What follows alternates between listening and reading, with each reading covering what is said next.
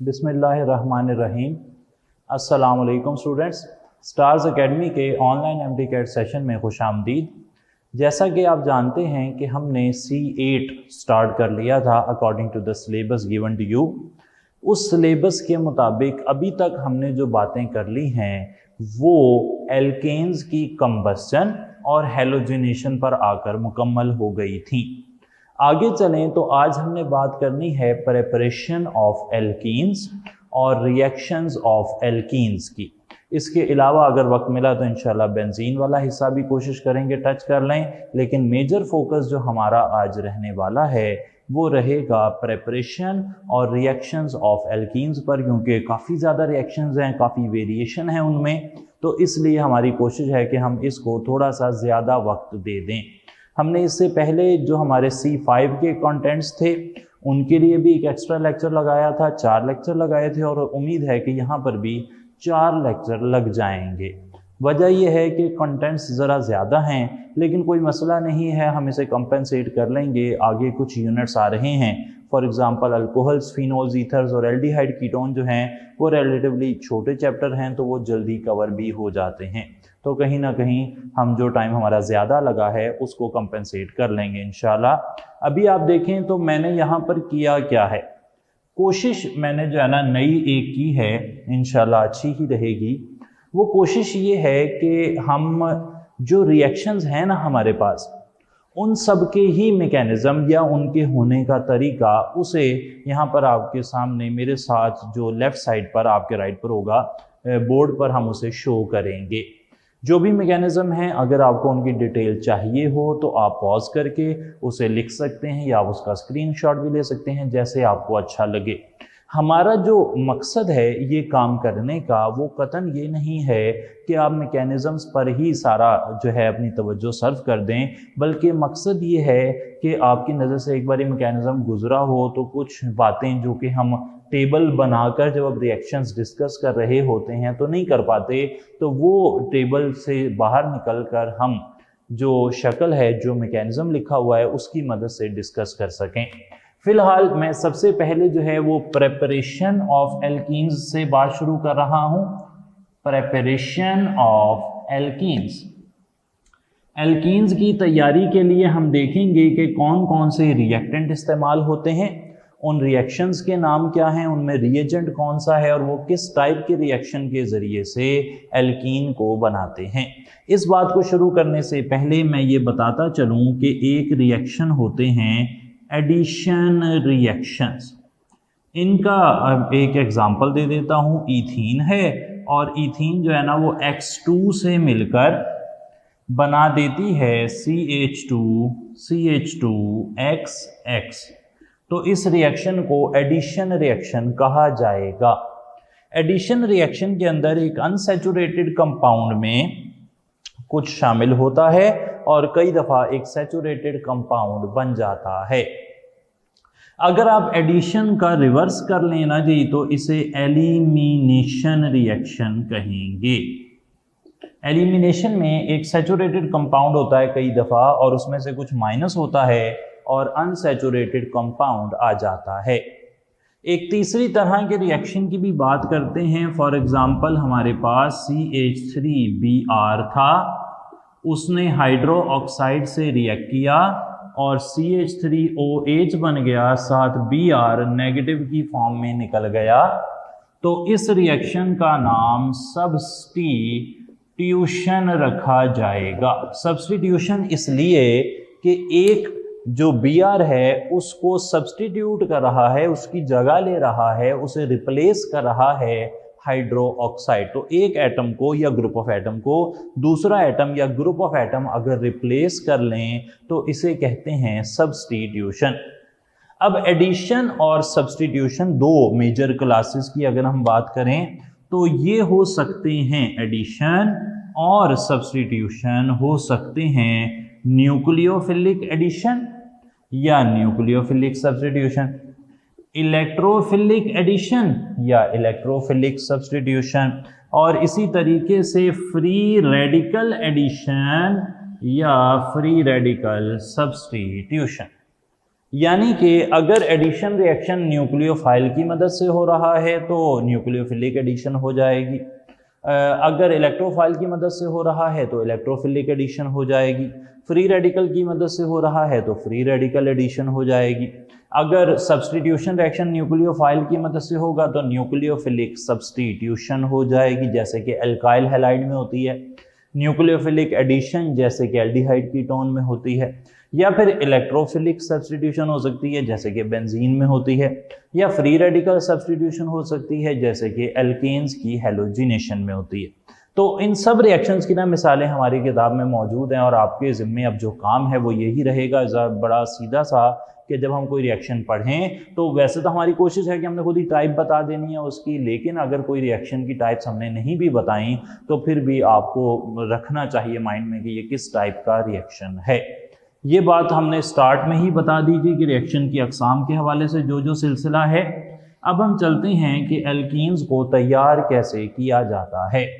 Alkenes को तैयार करने का पहला तरीका है डीहाइड्रो हैलोजिनेशन,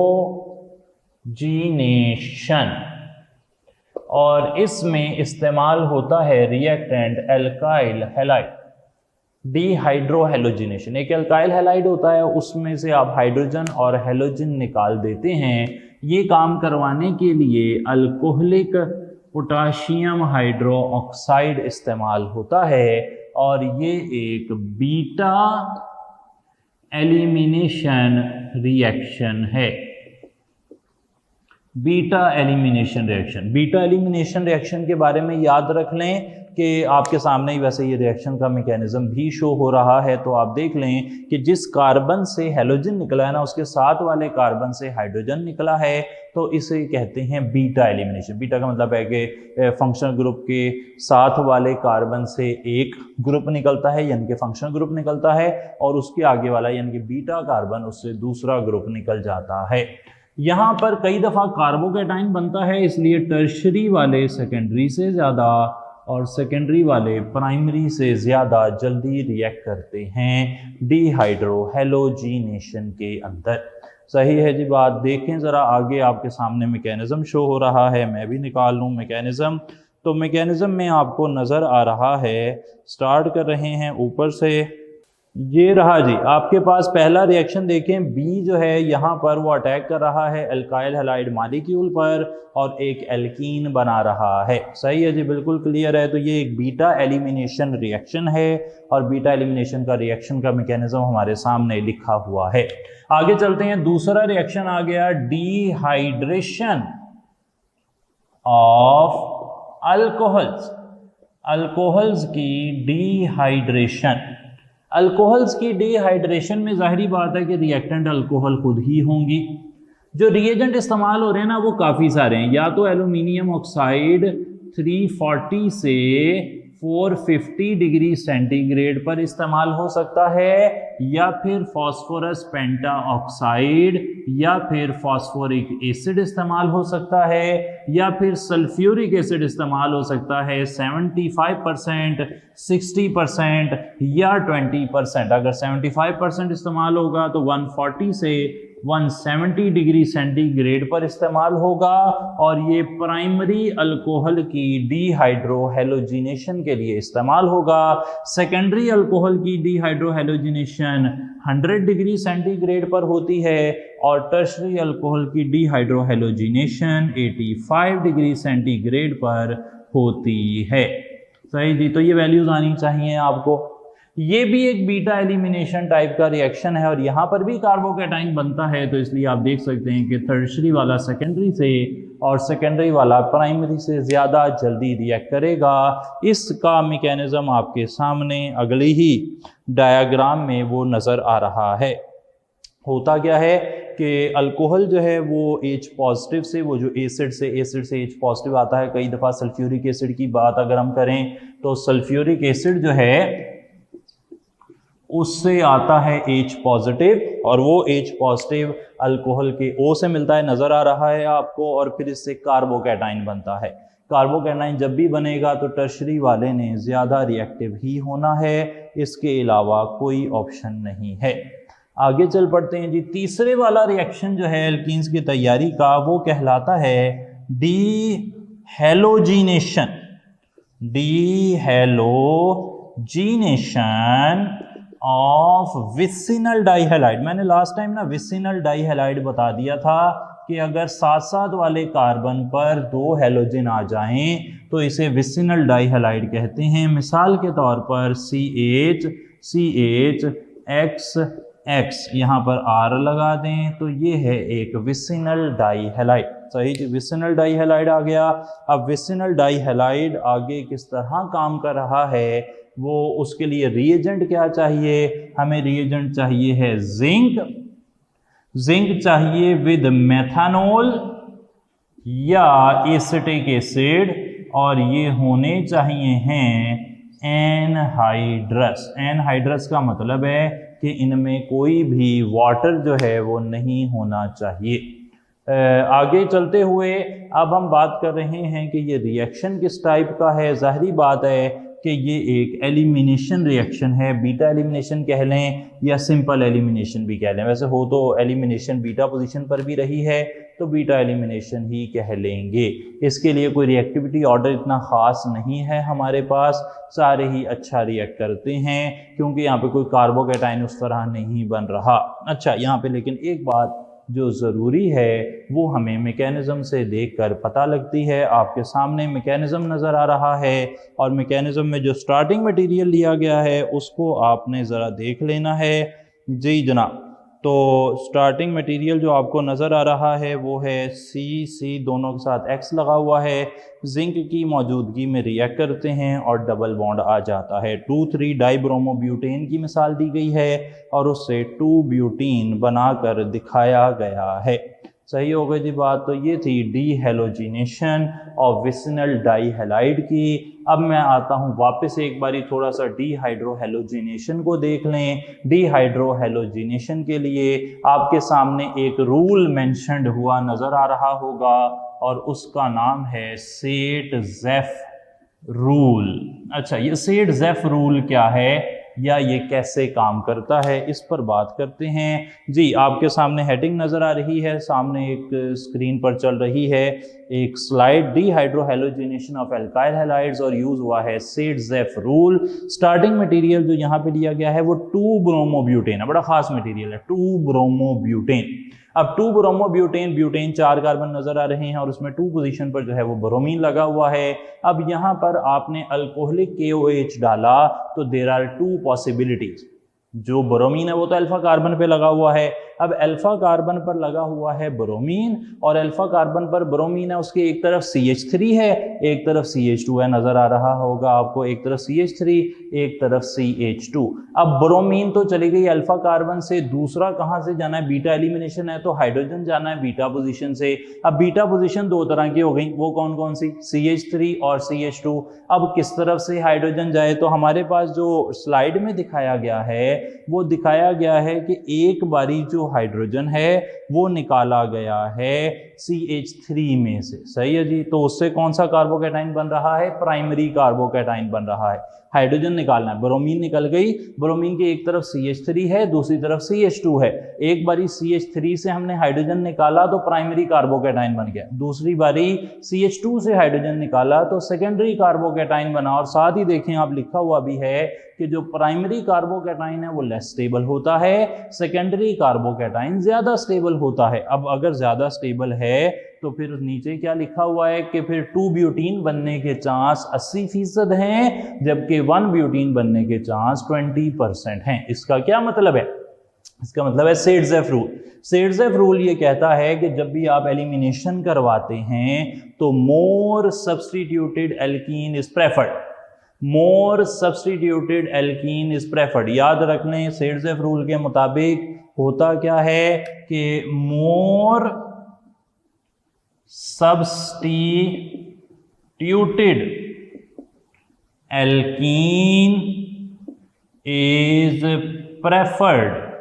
इसका मतलब ये है कि डबल बॉन्ड अगर CH3 का हाइड्रोजन निकाल कर लग सकता हो 1 ब्यूटीन बनाने के लिए, या फिर CH2 का हाइड्रोजन निकाल कर लग सकता हो 2 ब्यूटीन बनाने के लिए, तो वो हमेशा मेजर केसेस में क्या करेगा, CH2 का हाइड्रोजन निकलेगा। यानी कि अगर CH3 और CH2 में से एक हाइड्रोजन ने निकलना हो, यहां पर कार्बन है, इधर ब्रोमीन है, यहां से ब्रोमीन निकल गई, अब CH3 ये भी अल्फा कार्बन है, ये भी अल्फा कार्बन है, तो हमेशा CH2 वाला हाइड्रोजन जाएगा और डबल बॉन्ड आएगा यहां पर। इसी तरीके से अगर एक तरफ हो R CH2 C Br है, यहां पर CH, इधर भी R लगा हुआ है, इधर भी R लगा हुआ है, तो अब क्या हालात हैं, अब यहाँ पे अल्फा कार्बन के साथ जो बीटा कार्बन है, उधर CH2 लगाए, इधर CH लगाए, तो अब CH वाला हाइड्रोजन जाएगा और डबल बॉन्ड यहाँ आएगा।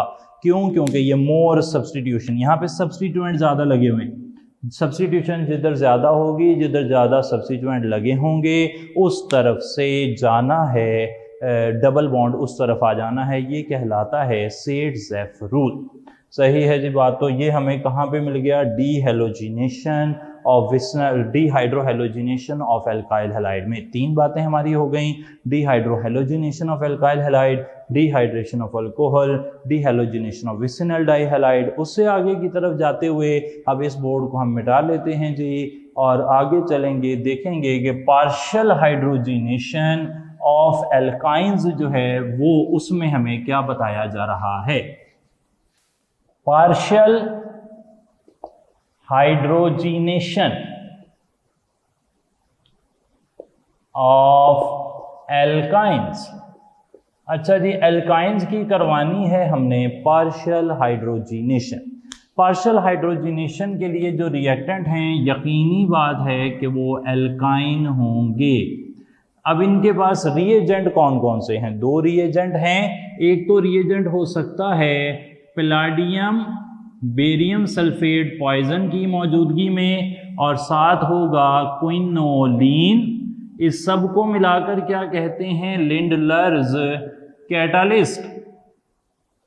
और याद रहे कि यहाँ पे हाइड्रोजन पूरी इस्तेमाल होगी, H2 इस्तेमाल होगी। ये कैटालिस्ट उस वक्त इस्तेमाल होता है जब आपने सिस एल्कीन बनानी हो, लेकिन अगर आपने ट्रांस एल्कीन बनानी हो तो फिर पैलाडियम बेरियम सल्फेट की बजाय सोडियम और लिक्विड अमोनिया यूज होगी, और ये ट्रांस प्रोडक्ट देगा, और यहाँ पर नेसेंट हाइड्रोजन ने रिएक्शन करवाना है। टाइप इस रिएक्शन की जी एडिशन रिएक्शन है, और यहाँ पर कोई रिएक्टिविटी पैटर्न हमारे पास अवेलेबल नहीं है, लेकिन हमारे पास एक बहुत ही ज़बरदस्त डायग्राम मौजूद है जिसमें आपको 3 तरीके से ये रिएक्शन करवा कर दिखाया गया है जी। एक अल्काइन दिखाई गई है, देख लें आप, और उसके साथ 3 लाइनें आपको नज़र आ रही हैं। एक नीले कलर से लिखा गया है कि यहाँ पे हाइड्रोजन H2 डाली गई है लिंडलर्स कैटालिस्ट की मौजूदगी में, और यहाँ से सिस एल्कीन बनी है।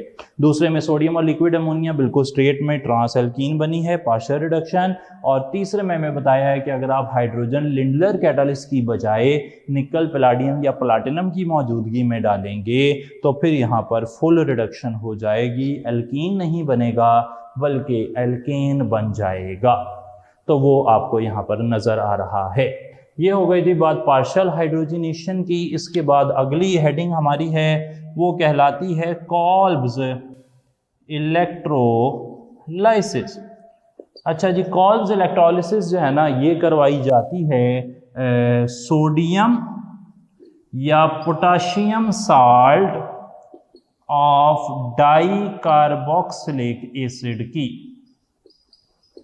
सोडियम या potassium salt of di carboxylic acid इस्तेमाल किया जाता है। यहाँ पर रिएजेंट तो ऐसा कोई भी नहीं है, ज़ाहिर बात है कि बिजली आप गुजारेंगे, करंट गुजारेंगे तो रिएक्शन हो जाएगा। इसकी रिएक्शन जो है टाइप है वो है डी कार्बोक्सिलेशन। इसमें ना कार्बन डाइऑक्साइड ने निकल जाना है और साथ इलेक्ट्रोलिसिस होगी।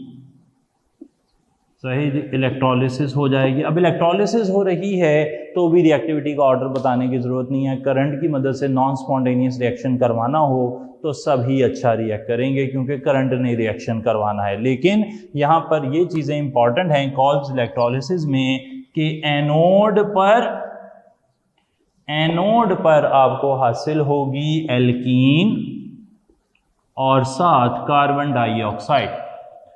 कैथोड पर आपको हासिल होगा सोडियम हाइड्रोक्साइड या पोटाशियम हाइड्रोक्साइड, जो भी है वो हासिल हो जाएगा। सही जनाब, तो ये कैथोड पर इसने हासिल हो जाना है और साथ आपको हाइड्रोजन गैस भी हासिल होगी।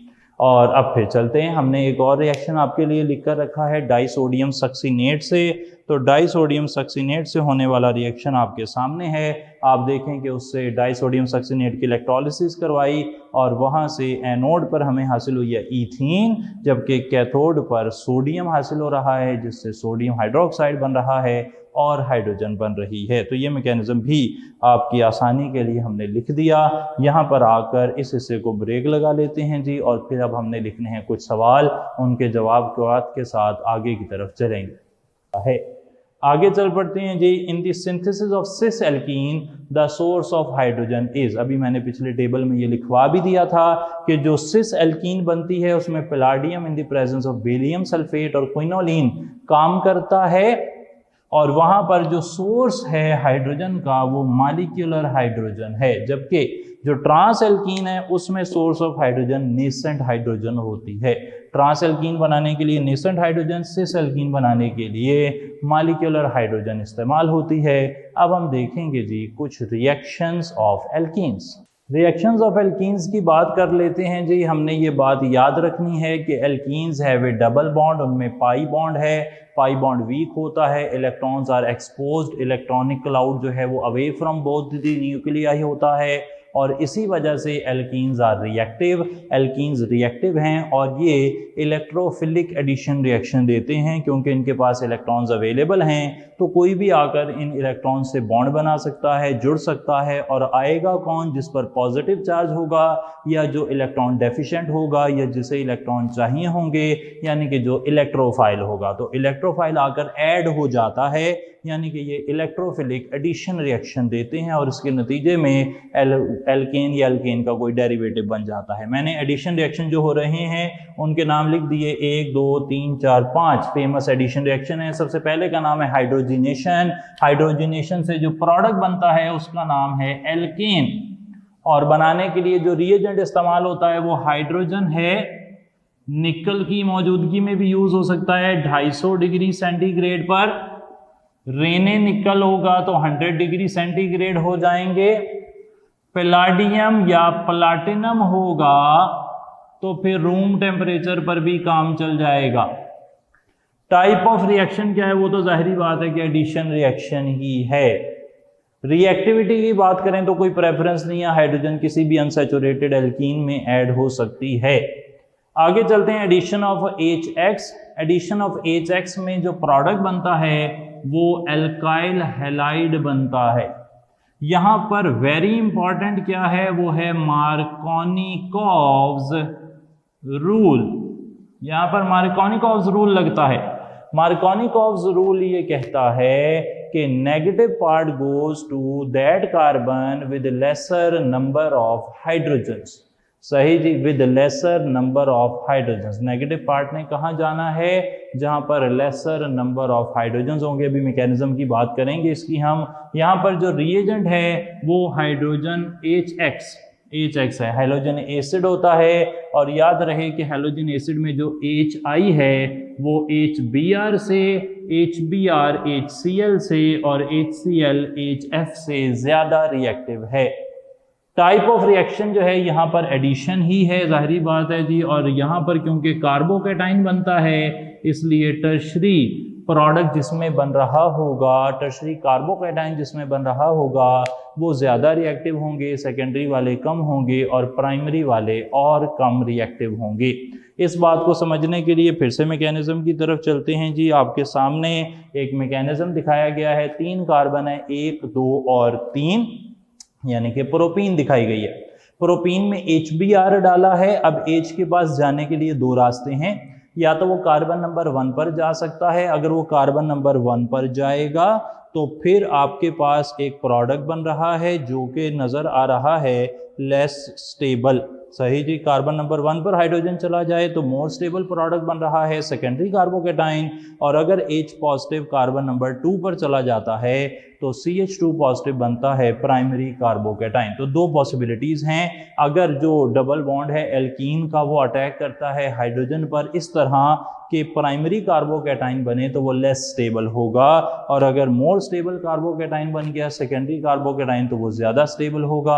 आप देख सकते हैं कि जो सेकेंडरी कार्बोकेटाइन है, नज़र क्या आ रहा है कि एक बन सकता है प्राइमरी कार्बोकेटाइन, एक बन सकता है सेकेंडरी कार्बोकेटाइन। अब सेकेंडरी हो या प्राइमरी हो कार्बोकेटाइन, तो उस पर जब ब्रोमाइड ने आकर लगना है तो ब्रोमाइड प्राइमरी कार्बोकेटाइन के साथ नहीं जुड़ेगा बल्कि सेकेंडरी कार्बोकेटाइन के साथ जुड़कर बना देगा मार्कोनिकॉव्स रूल के मुताबिक 2 ब्रोमोप्रोपेन। सही जी, 2 ब्रोमोप्रोपेन बनेगी। अगर प्रोपीन में HBr डालें तो 2 ब्रोमोप्रोपेन बनती है। क्यों? क्योंकि secondary carbocation is more stable. नजर आ रहा है आपको, देख लें, मैकेनिज्म भी हमने लिख दिया, किताब में भी बड़ा अच्छा इसका मैकेनिज्म लिखा हुआ है। तो मार्कोनिकॉव्स रूल जो है इट लीड्स अस टू कि किस किस्म का जो डेरिवेटिव है वो बनेगा, और मैंने बता दिया कि ऐसे रिएक्शन जिसमें टर्शरी कार्बोकेटाइन बने वो ज़्यादा अच्छे हैं, सेकेंडरी वाले दूसरे नंबर पर, प्राइमरी वाले सबसे कम चांस है उनके बनने का। आगे चलते हैं जी। अब आ गई हमारे पास addition of sulphuric acid. Addition of sulphuric acid जो है ना, इसके जो प्रोडक्ट होती है वो अल्कोहल होती है, और अल्कोहल को बनाने के लिए water in the presence of sulphuric acid डाला जाता है 100 डिग्री सेंटीग्रेड पर। टाइप यहाँ पर इलेक्ट्रोफिलिक एडिशन ही होगी, और यहाँ पर भी कार्बोकेटाइन बनता है, इसलिए टर्शरी वाले सेकेंडरी से ज़्यादा और सेकेंडरी वाले प्राइमरी से ज़्यादा हैं।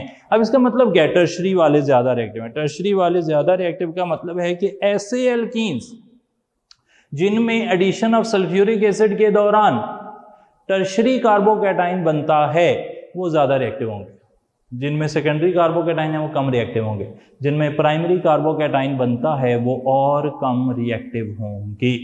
सही है जी बात। तो ये था वाटर का एडिशन। अब वाटर के एडिशन के लिए हम देख लेते हैं कि हमारे पास क्या अवेलेबल है। एक और मैकेनिज्म आपके सामने आ गया जी स्क्रीन पर। मैकेनिज्म आज माशाल्लाह काफ़ी ज़्यादा नज़र आ रहे हैं। ईथीन में आपने डाला सल्फ्यूरिक एसिड, ईथीन ने क्योंकि उसके पास पाई बॉन्ड है, उसने अटैक किया हाइड्रोजन पर अटैक करके उसने बना दिया पॉजिटिव आ गया, उस पर कार्बोकेटाइन बन गया। तो किताब जो हमारी टेक्स्ट बुक है ना उसमें CH3 CH2 OSO3H इकट्ठा करके दिखाया गया, लेकिन इस मैकेनिज्म में उसने बताया है कि जो पॉजिटिव वाला है वो अलग रहता है सॉल्यूशन में, और जो OSO3 यानी कि सल्फेट आयन है वो अलग रहता है।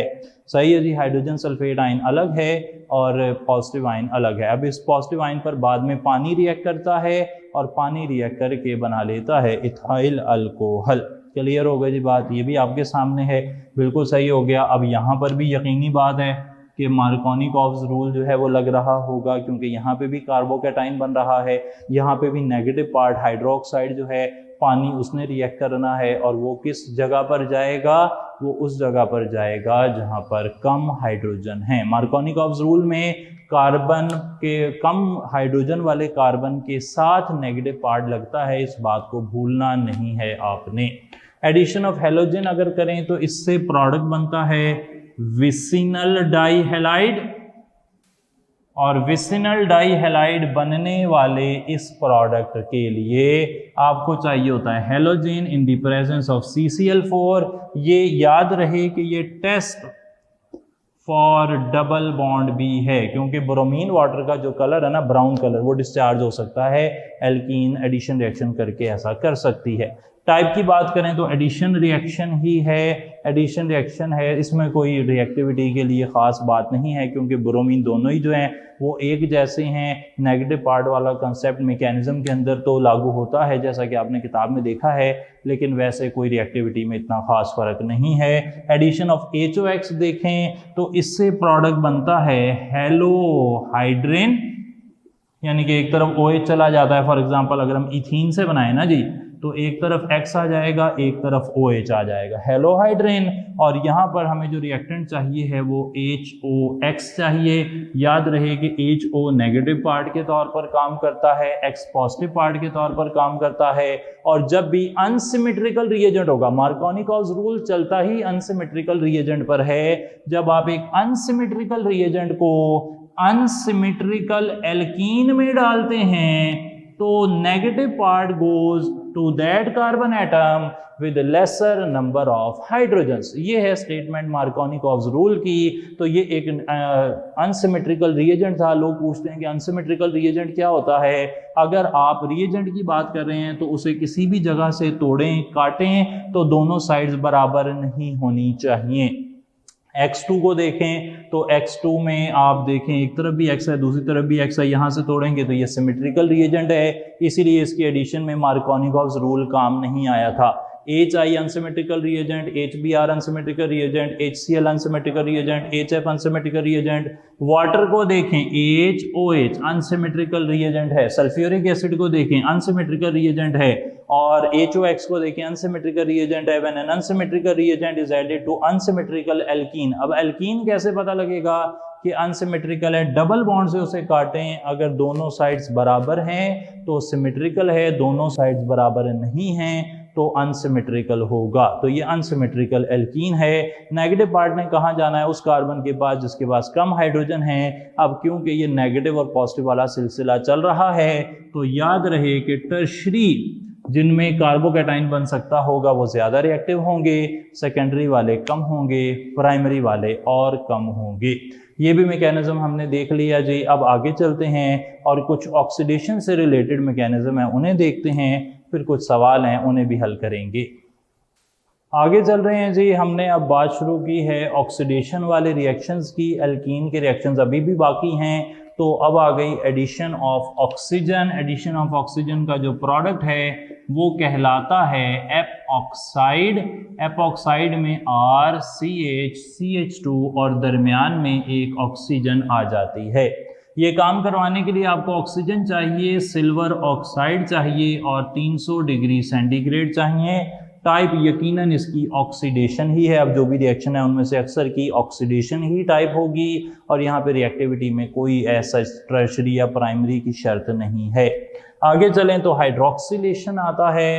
हाइड्रोक्सिलेशन का जो प्रोडक्ट है वो है डाइओल, जिस तरीके से ग्लाइकोल होता है। और ये भी एक टेस्ट है फॉर अनसैचुरेशन। यहाँ पर जो रिएजेंट हमारे पास इस्तेमाल हो रहा है वो KMnO4 है। In the presence of base 1% solution होता है और इसका नाम रखा जाता है बायर्स रिएजेंट। और टाइप ऑक्सीडेशन ही है, रिएक्टिविटी का कोई कंपैरिजन मैंने बता दिया कि पहले ही नहीं है। अब आपके सामने बोर्ड पर शो हो रहा है एक और रिएक्शन, और ये रिएक्शन है जिसके अंदर एक एल्कीन दिखाई गई है और ऊपर उसमें मैंगनेट आयन डाले गए हैं। pH ग्रेटर देन 8 यानी कि बेस की मौजूदगी में ये काम करवाया गया है। और यहाँ पर इंटरमीडिएट जो बन रहा है वो नज़र आ रहा है और उससे प्रोडक्ट बन रहा है जो कि एक ग्लाइकोल है। सही जी। तो आपने देखा कि मैंगनेट आयन जो हैं वो किस तरीके से रिएक्शन में हिस्सा लेते हैं। मैंने बताया था कि रिएक्शन के मैकेनिज्म जितने भी हैं जो इम्पॉर्टेंट हैं या लेस इम्पॉर्टेंट हैं या कम से कम जिनका आइडिया होना ज़रूरी है वो मैंने यहाँ पर ऐड कर दिए हैं। आप उनके स्क्रीनशॉट लें, उन्हें वैसे देख लें, अच्छा रहेगा। लिख कर रख लेंगे तब भी अच्छा रहेगा। ऑक्सीडेटिव क्लीवेज ये 13 चैप्टर में आ रहा है बेसिकली, लेकिन यहाँ पर हमने इसे शामिल किया है। ऑक्सीडेटिव क्लीवेज का जो प्रोडक्ट है वो होता है कार्बोक्सिलिक एसिड। ऑक्सीडेटिव क्लीवेज में कार्बोक्सिलिक एसिड बनता है और इसमें हॉट कंसंट्रेटेड KMnO4 सॉल्यूशन इस्तेमाल होता है। चाहे वो एसिडिक मीडियम में हो चाहे बेसिक मीडियम में हो, लेकिन होगा hot concentrated KMnO4 solution. Type इसकी ऑक्सीडेशन ही है और यहाँ पर भी रिएक्टिविटी की कोई ख़ास बात नहीं हो रही। फिर दोबारा चलते हैं बोर्ड पर आपके सामने। अब एक और रिएक्शन आ रहा है और उस रिएक्शन के अंदर आपको नज़र आ रही है ईथीन। और ईथीन को आपने हॉट कंसंट्रेटेड KMnO4 से मिलाया। प्रोडक्ट कैसे बन रहा है देखें कि जो डबल बॉन्ड है ना, वो जो डबल बॉन्ड था वो यहाँ से ब्रेक होता है और दोनों चीज़ें कार्बोक्सिलिक ग्रुप में चली जाती हैं, दोनों ग्रुप कार्बोक्सिलिक ग्रुप में चले जाते हैं। इथीन में CH2 था तो उससे फॉर्मिक एसिड बन गया, तो ये वाली बात हमें यहाँ पता लग रही है। ऑक्सीडेटिव क्लीवेज में आधे कार्बन सेपरेट हो जाते हैं, डबल बॉन्ड से टूटता है और दोनों चीज़ें कार्बोक्सिलिक ग्रुप में चली जाती हैं। ये हमारे लिए यहाँ पर एक नई इंफॉर्मेशन थी, नई इन द सेंस कि अगले चैप्टर में है, हम उसे थोड़ा पीछे ले आए हैं। इसके बाद चलें कंबसन में तो पता ही है कार्बन डाइऑक्साइड और पानी और हीट बनता है, इसके लिए कोई हम बात नहीं करेंगे। ओजोनोलाइसिस को अलबत्ता लाजमी देखेंगे। ओजोनोलाइसिस के अंदर जो प्रोडक्ट है वो प्रोडक्ट वेरी नेचर का होता है। प्रोडक्ट हो सकता है कोई एल्डिहाइड या प्रोडक्ट हो सकता है कोई कीटोन भी। सही जी, प्रोडक्ट हो सकता है कोई एल्डिहाइड या फिर प्रोडक्ट हो सकता है कोई कीटोन। रिएजेंट कौन है जी? ओजोन है, एडिशन है और ये ऑक्सीडेशन टाइप का रिएक्शन है। इसका मैकेनिज्म भी हमने आपके लिए यहाँ पर लिख कर रख लिया। देखें रिएक्शन में क्या पता लग रहा है। ये आ गई जी इथीन की ओजोनोलाइसिस, पहला रिएक्शन जो हमें दिखाया जा रहा है। इथीन में ओजोन डाली आपने तो ये मोल ओजोनाइड बना हुआ है, और मोल ओजोनाइड जो है उससे आगे आप देखें तो जब जिंक डाला जाता है, ओजोन के बाद ना यहाँ पे जिंक और हाइड्रोजन पेरोक्साइड भी डाला जाता है, याद करना है आपने ज़रा। जिंक और वाटर डाला जाता है और फिर जो है वो प्रोडक्ट बन जाता है। सही जनाब, जिंक डालेंगे और वाटर डालेंगे और आपको प्रोडक्ट मिल जाएगा। कौन सा? यहाँ पर किस तरीके से रिएक्शन होता है, C डबल बॉन्ड C। मैं एक रिएक्शन दिखा दूँ, R R R R इस तरीके से है। तो ये डबल बॉन्ड टूटता है और डबल बॉन्ड टूटने के बाद ये भी डबल बॉन्ड ऑक्सीजन, ये भी डबल बॉन्ड ऑक्सीजन, ये याद रख लें। दोबारा से बना रहा हूँ, फिर से मिटाकर बना देता हूँ। यहाँ पर डबल बॉन्ड था, डबल बॉन्ड को क्या हुआ? टूट गया। टूटने के बाद ये भी डबल बॉन्ड ऑक्सीजन, ये भी डबल बॉन्ड ऑक्सीजन। सही जी। तो इस तरीके से अल्काइल ग्रुप को कुछ नहीं होता, यहाँ दोनों हाइड्रोजन होंगे, जैसे कि आपको मिसाल में नज़र आ रहा है इथीन की, तो दोनों फॉर्मेल्डिहाइड बन जाएंगे। अगर दोनों मीथाइल कर देंगे दोनों एसीटोन बन जाएंगे, और ये वेरी कर सकते हैं, इनमें कोई हार्ड एंड फास्ट रूल नहीं है। सही जी बात। आगे चल पड़ते हैं, पॉलीमराइजेशन आ गई। पॉलीमराइजेशन जो है उसके लिए अगेन फिर आपको देखना पड़ेगा। यहाँ पर काफ़ी सारे इथीन के मॉलिक्यूल ऊपर दिखाए गए हैं और उनसे पॉलीइथीन नीचे बन रही है। इसके लिए कंडीशंस क्या हैं? एल्यूमिनियम ट्राई इथाइल और titanium tetrachloride. Minimum amount of oxygen है, हाई टेम्परेचर है, उसमें ये काम हो रहा है। ऑक्सीजन की मिकदार ना काफ़ी कम है, 0.1% के करीब है। ऑक्सीजन रखी हुई है और ये दोनों कैटालिस्ट हैं, ये टेम्परेचर है, इससे पॉलीथीन बन रही है। याद रहे कि जो टाइप ऑफ रिएक्शन है वो इस रिएक्शन के लिए, पॉलीमराइजेशन रिएक्शन के लिए है free radical polymerisation, free radical addition polymerisation. जैसे ही आप स्टाइरीन की देखते हैं ना 14 चैप्टर में, जो कि आगे जाके हम पढ़ेंगे भी, वैसी है free radical addition polymerisation polyethene बनाने के लिए। इसके साथ ही हमारे सारे रिएक्शंस मुकम्मल हुए हैं जी। अब कुछ सवाल लिखते हैं और फिर आज का जो यूनिट है, अभी तक का जो काम है, उसे ख़त्म करेंगे इंशाल्लाह। आगे चलते हुए जी, रिएक्शंस का सिलसिला तो जारी ही था, अब कुछ क्वेश्चंस भी देख लें। For combustion of 1 mole of heptene, ene है जी यहाँ पर, यानी कि ये एक एल्कीन है। ऑक्सीजन रिक्वायर्ड इज, कितनी ऑक्सीजन चाहिए होगी? मैंने बताया था कि अगर आप हेप्टीन का फार्मूला लिख लें तो जितने कार्बन होंगे उतनी ऑक्सीजन तो चाहिए ही होगी।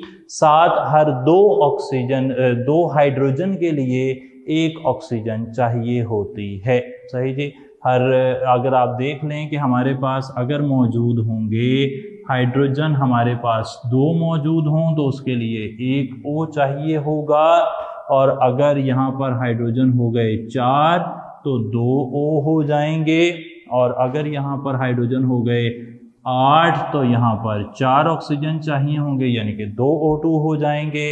यहाँ पर हाइड्रोजन कर दें 12 तो ये हो जाएंगे 3 ऑक्सीजन हो जाएंगे। सही है जी बात। और इसी तरीके से अगर ये 14 कर देंगे तो ये 3.5 ऑक्सीजन हमें चाहिए होंगे। 7 कार्बन के लिए 7 ऑक्सीजन चाहिए और 14 हाइड्रोजन के लिए 3.5 O2 चाहिए होंगे, तो ये 10.5 हो गए। बीटा ऑप्शन हमने यहाँ टिक कर दिया। आगे चलते हैं, number of tertiary carbons in tertiary butyl alcohol. Tertiary butyl alcohol में टर्शरी कार्बन कितने हैं? तो टर्शरी ब्यूटाइल अल्कोहल बना लेते हैं।